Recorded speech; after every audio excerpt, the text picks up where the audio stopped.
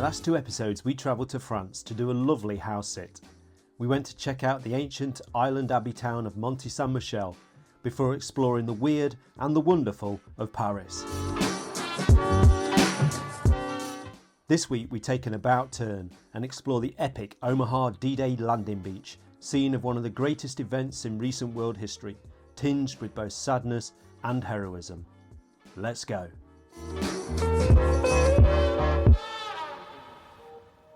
Morning guys. This morning we stopped in a nice little Airbnb overnight near Pointe Du Hoc, and we've just waited for the rain to stop, chilled out this morning, and we are in the Omaha Beach American Cemetery. I'm going to come and check this out. We wanted to do this for ages, haven't we? And we're going to go down to Omaha Beach in a bit. It's got a very eerie atmosphere. Yeah, here, it is. It's a strange atmosphere. Yeah. We wanted to see it, but at the same time you don't want to seem too jolly about it, yeah. No, it's I think it's good to think about stuff like this and to look at it. So we're going to go and have a look around. We're going to show you the place, and we'll see. You like I like the history. I like the history part of it. Yeah. Let's go and have a look.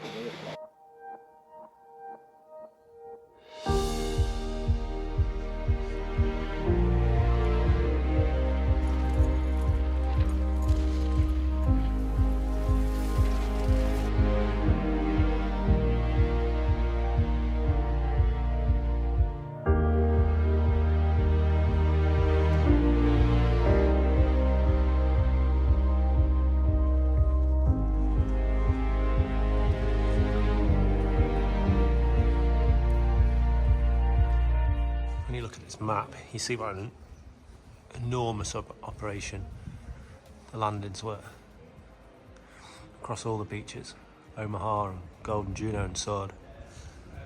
An enormous operation.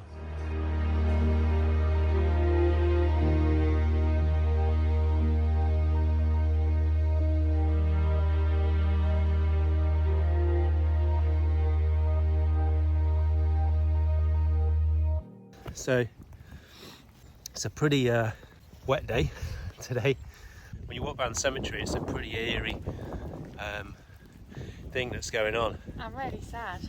Yeah, it is really sad when you look around it, as is any cemetery. But when you look at the memorial, we've just been to the memorial in the background there, and there's some big, huge maps on the wall that visually show you the whole operation, and you see how small the UK is. And then you see the Allied force that was put together to not just sort of hold Germany off, but to eventually push them back towards Germany and win the war. It's a huge operation, a real last-ditch attempt to push them back. But then you think, oh, there's a load of victory in that. But then you walk around the actual cemetery itself, and you realise that there's like 9,000 people buried here, 9,000 soldiers who fell in the whole battle of D-Day and the ensuing and the following ones, and you look at that and you think there was a real cost to that. It wasn't in no way was a free thing. It cost a lot.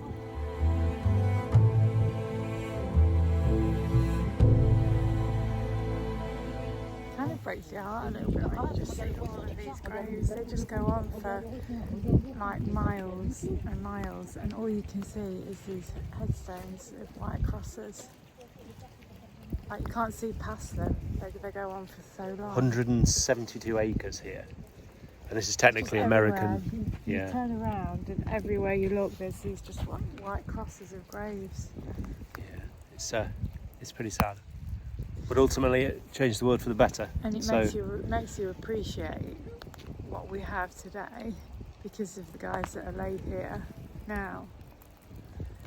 Yeah. And you don't remember that, do you? You get caught up with society, you get caught up with the humdrum of, life as we know it now, and you have a remembrance day, but it's just you don't really understand and you don't really take it in until you come to something like this, and it kind of really makes you realise the sacrifices that people really did make.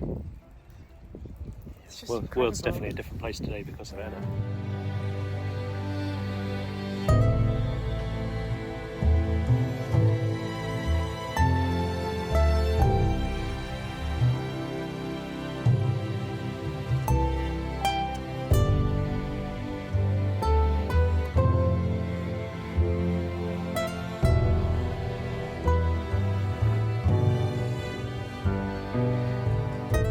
So this is the W62 point of Omaha Beach.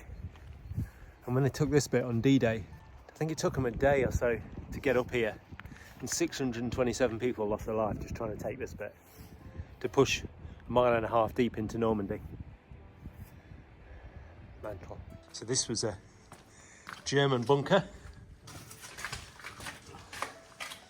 I think in this group of bunkers up here, there's 31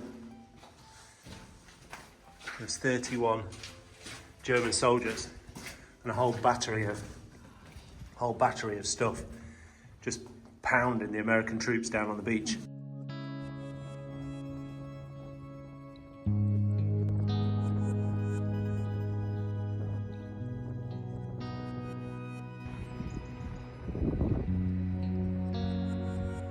I tell you what, when you stand up here to the east end of the beach, you start to get an idea of what was going on that day. 34,000 Allied troops landed on this beach, being pummeled from above by these artillery positions. And there's one right on the header in the distance, pummeled from above with artillery from the ships, from the British and American forces, pummeling these positions. And that's eventually how they overcame these, so that they could actually get up from the beach. But it was taking them all day to get up here. You see these little artillery positions, and there's mud and there's soil and land here now, but these would have been open back then. It's like pummeling down, bam, bam, bam, bam, bam. Crazy. You just can't imagine what it would have been like.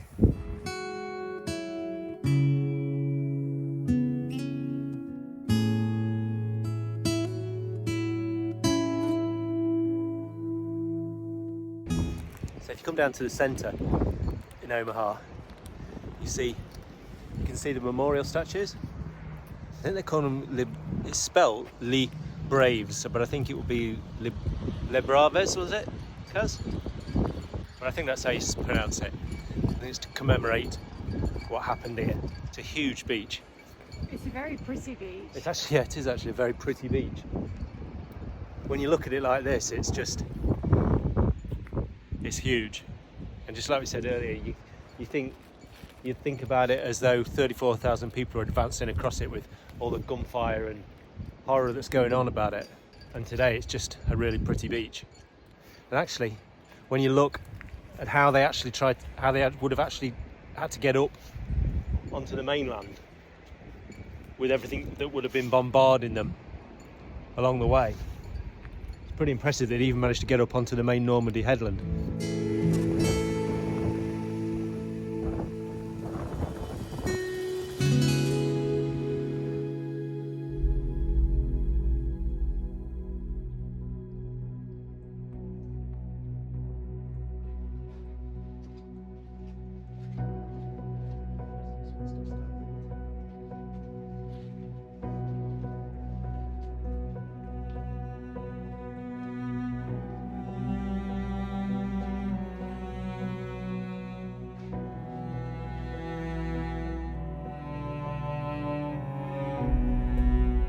So this is where, I think it's called Pointe Du Hoc, and the Germans, this was a long-range artillery area, and the Germans would be stationed here shooting out at the Allied forces coming out on D-Day. I think they managed to stay here until June 7th, until they surrendered, and I think 225 Rangers tried to attack this one. I think 90 of them made it. By the time reinforcements got here on June the 7th, I think there was still only about 90 left. And then the Germans surrendered at this point. When you're walking around this area on Pointe Du Hoc, you see big craters everywhere. Where you look, there's massive craters. And that's because the Allied forces were bombing this area, and there's just huge craters everywhere, all around these bunkers. Mental. And the American Rangers began to climb. They shot rope ladders over the face of these cliffs and began to pull themselves up. When one Ranger fell, Another would take his place. When one rope was cut, a ranger would grab another and begin his climb again. They climbed, shot back, and held their footing. Soon, one by one, the rangers pulled themselves over the top, and in seizing the firm land at the top of these cliffs, they began to seize back the continent of Europe. 225 came here. After 2 days of fighting, only 90 could still bear arms.